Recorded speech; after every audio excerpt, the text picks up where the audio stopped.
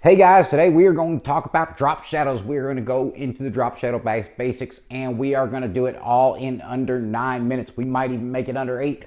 We're going to have to see how it works out. But anyway, we got a lot to do, so let's get busy. You guys have probably seen drop shadows before many times. It's going to be looking something like this.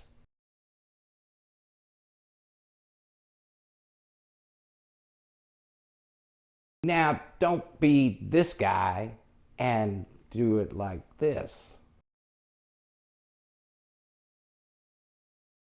No, I'm not talking to you. I'm talking to him, that guy over there. All right, so what are drop shadows anyway? Well, drop shadows are just a type of cast shadow, and that's really all there is to it. They got their name because they usually would drop down below some artwork and usually over to the right, not always, but most of the time to the right, and being dropped down, and that would help create an elevation in your artwork. Remember, this effect can be overdone and really quickly get cheesy. We do not want cheesy artwork. But I'm going to take some strong lighting and we're going to kind of figure out how light plays with things. So my Apple Pencil, as I lifted off the surface, notice how diffuse that gets and how far away the shadow is. And notice, pay attention, there is a gap. There is a gap between it as it gets away. And if I change this lighting and how directional and how strong it is, we will change how the lighting is. As I bring the lighting down, how long it gets. Notice what's happening with the paperclip as well as what is happening with the pencil.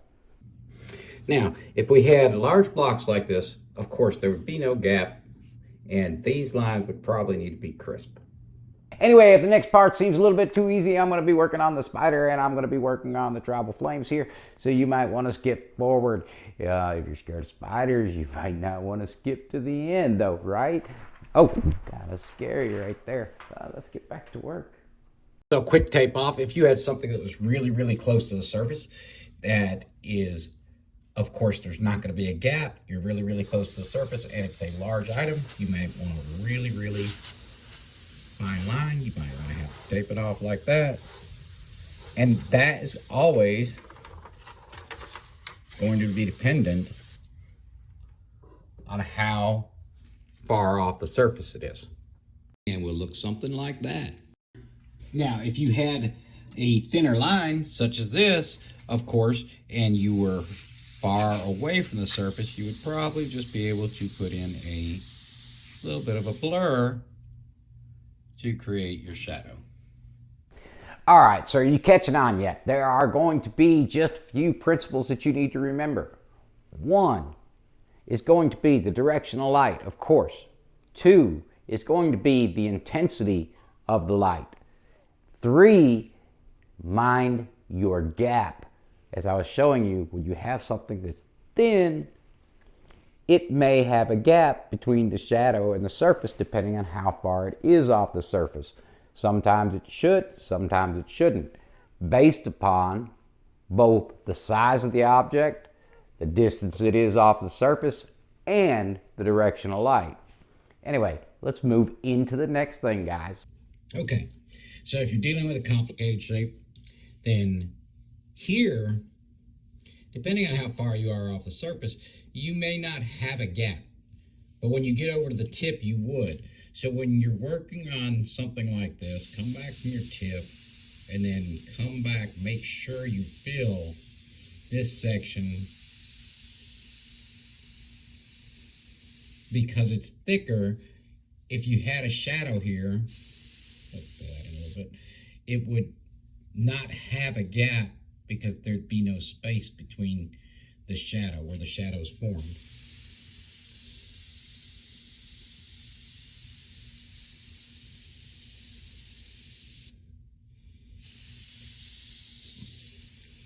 Same thing here.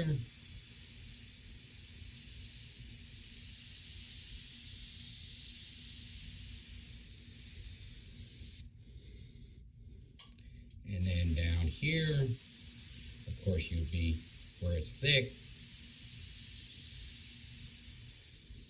All right, are you guys starting to catch on to what we're doing here?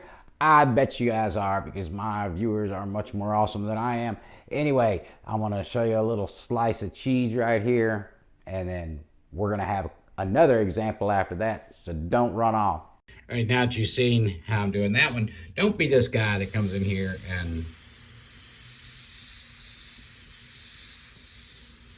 he puts his drop shadow, or he's calling it a drop shadow, and he covers the bottom and the top. But as you can tell, how much more natural looking that versus something like that is.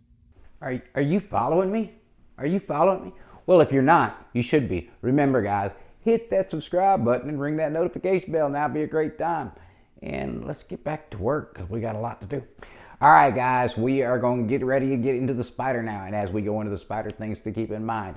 Mind your gap, pay attention to your direction, and pay attention to the intensity. If you get confused on something like this, take that paper clip, get you a light, shine it up there, and you can see how that, just mold that leg the way it should shape, and it will show you, based upon the intensity, what that kind of shadow it should leave, depending on the direction of light you want it coming from. All right, I printed this little spider out, and it doesn't have any shadows in it, correct? So what I'm going to do is imitate the shadows. Now this one, of course, you can see there's a light source there. It looks like the light is coming from this direction. So as it came from this direction, what would happen? It would, of course, the body's close to the surface, so you would probably have a shadow right there, just a little bit of shadow around that edge to bring his body forward. It would hit that leg, and then of course that leg is coming up as we talked about, so it would be farther away, and then of course the shadow is going to come back into its leg.